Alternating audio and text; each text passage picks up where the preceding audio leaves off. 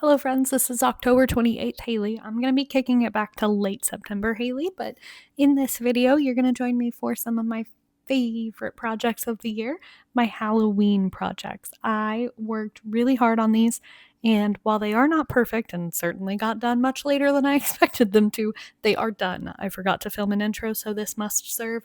Please stick around, see what's going on, and leave a like if you do like it at any point. If you're sitting there and you're like, I like this, like it, please. Thank you.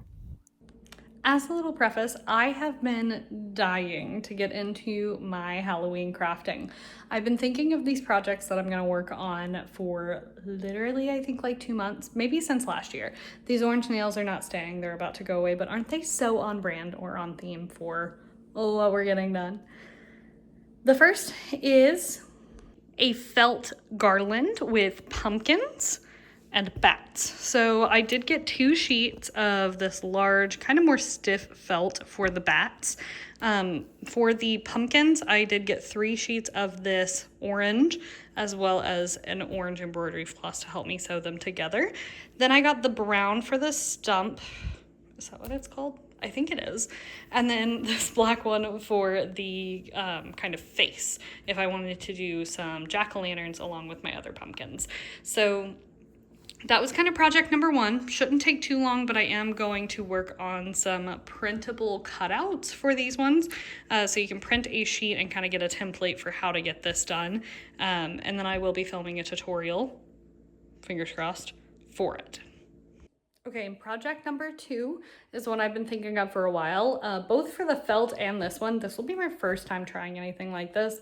I will be making a tutorial for them. Most likely I'm gonna film a little bit of my process and do some voiceover for them.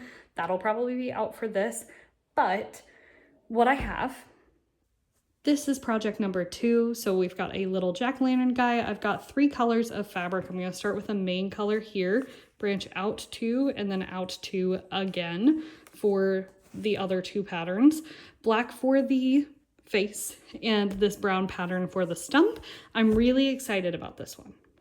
And then for this one, I did purchase some Heat and Bond Ultra Hold. From what I was reading, it doesn't necessarily need to be a light hold or an ultra hold. Knowing that this is my first time doing this, I'm very excited. I'm gonna do the strong hold to make sure that everything kind of lines up the way that I want it to. And then I did get some thread colors to go on these appliques because I don't have a huge host of thread color specifically. It's really interesting to note that I talk so much with my hand while I'm doing, look at how pretty my engagement ring is. I talk a lot with my hands while I'm doing things. I'm so sorry.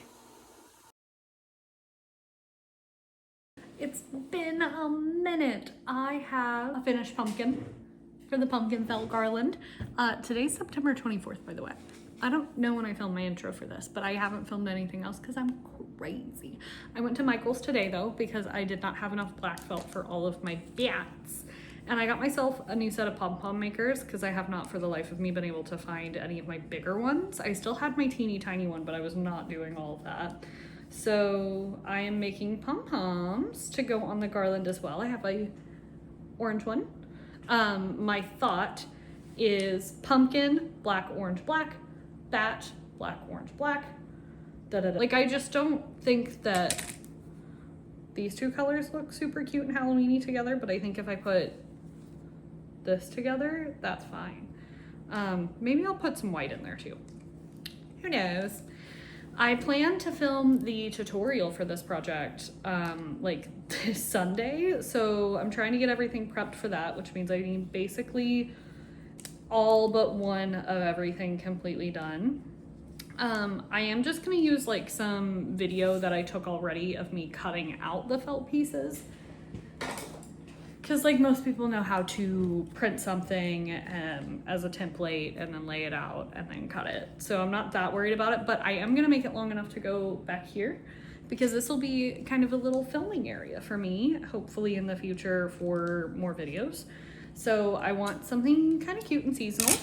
And my goal is to keep making little projects like this over the course of the next couple years. Like, I'm not making a garland for every single holiday. I think I might cry, but like maybe I can make some yarn ball felt pieces or something like that. I've got some concepts in mind that I think would be really cute as like background. I am about to go pick up my dog from her grandparents' house. My mom and my stepdad watch her on my I almost said my husband's, I'm engaged. My fiance's work days when he's gone for 10 hours. It gives me some time to come home and work on homework. I'm just making these couple of pom-poms because mom hasn't made it home yet, and I want to see her when I go to pick up my dog. So I'm gonna do this little black one and then I'm gonna go, but I'm just pom-pomming away. I'm very excited about the pumpkin. I think it turned out very cute. I'm glad I decided to stuff it. I do think that if I have any extra felt, or not felt, yeah, felt, I might make some Christmas ornaments with it, because I don't have, like, I don't want to keep a ton of craft supplies in this apartment, and my storage unit's already kind of like full of that stuff. So yeah. Oh, also, you'll love this. Dracula sweatshirt, Halloween Bucky's pajama pants. Let me not flash you. Halloween Bucky shirt. I'm very festive for the fact that it's not October, but. All right, it did take quite a while to actually get all of these pieces cut out, and I struggled a bit with the felt and just finding the right way to mark on the felt. I tried a chalk pen and some actual like felt tip markers. The felt tip markers were my favorite. For the black felt, I didn't feel as if I could see it very well if I did use a felt tip marker, so instead I did use chalk. I also tried to line them out as best as possible, but I did kind of try to line up the bats in such a way as to conserve as much felt as possible to reduce waste. As a part of that, my markings were kind of unclear, and they definitely were not 100% twins. They were cousins, if that makes sense, which did make sewing them together like slightly more difficult. But really, I would say that I love the way that the project itself turned out in the end. Even though I am a complete beginner and I did not do things very well, it still turned out cute and I can still enjoy the decoration. You'll see me here on the right hand side. I have a little pattern weight that my fiance made me, so I just want to give him a shout out for that. He welded that together. It's got some metal pieces on the inside that actually weigh fabric down for me. We have a kitchen island in our apartment, and that's mainly where I do my sewing, which is wonderful, but it's very slippery and not that big. I also took some breaks in between my working on the project to write out a script for a tutorial if I can finish that in time. And then I used a backstitch to do the curves on the pumpkin, which I really enjoyed. I struggled a bit with the embroidery. It's been a long time since I've done anything like that, but these projects were really about a challenge to try something different. And I'm really glad that I did it. I'm trying to approach things with a growth mindset. So I'm trying to learn DaVinci Resolve, even though it is killing me, kicking my booty. I am not very tech savvy. I also started the applique for the pumpkin shirts. I did not actually get to the bats, but this is the only picture I took of what those appliques looked like. Through the process of doing the applique, I did learn some things. I was not super great with the heat and bond about not adhering it to my ironing board as I ironed it onto the fabric. I don't know why on earth I didn't think about that, but my ironing board cover needs some washing. That's fine. For the sweatshirts themselves, I actually decided to do the jack-o'-lantern face only on mine. For the sweatshirt I made for my mom, I left it off so that she could wear it a little bit longer this year, which I think she really enjoys. I did end up giving it to her like literally the day I finished. I started working on the applique onto the sweatshirt on Saturday, and I only got through mine. The jack-o'-lantern's mouth and eyes were definitely the hardest part for me, but I enjoyed the rest of it. There were some places where my zigzag stitch would like miss one fabric or the other as I tried to sew where they would meet, essentially. I just went back and kind of patched in, made sure to use my back stitches, and went back over those areas to secure the ends down, keep it from fraying, fingers crossed, hopefully. Both of these projects are very much imperfect, but I think it adds to the scrappy, cutesy cottagecore look of them, if that makes sense. I want things to look handmade. In this age of automation and AI, I enjoy being able to see something that I know took heart and soul and human creativity, so I will not fault myself for that. That being said, I did have a lot of tension issues and a lot of threading issues with my machine that took me some time. I actually finished on Saturday at like midnight because my machine was making me so gosh darn mad. I couldn't figure out an issue.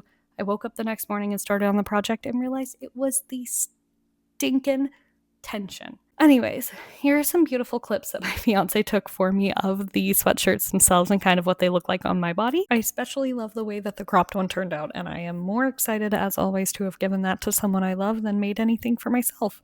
Here's a picture of that beautiful garland. I have it hung up at work and a nice little video of it in use at our apartment complex.